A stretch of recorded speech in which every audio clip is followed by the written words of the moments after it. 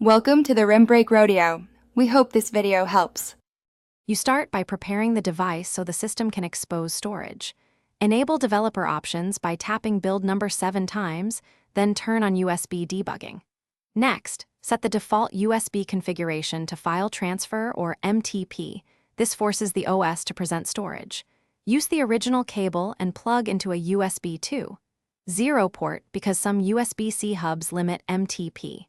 Once done, unlock the device screen and accept any PC authorization prompts so the computer can see internal storage directly.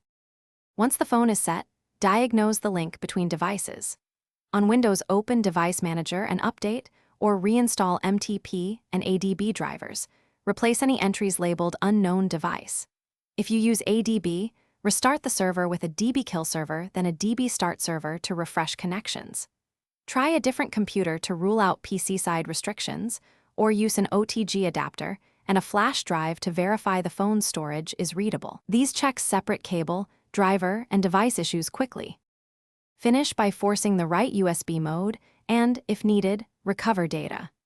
In Developer Options, select Use USB Configuration and choose File Transfer explicitly. Reboot the device after changing this.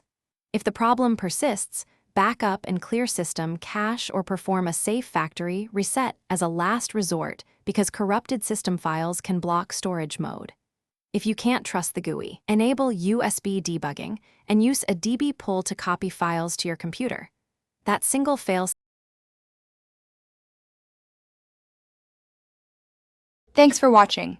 Consider subscribing if we helped you.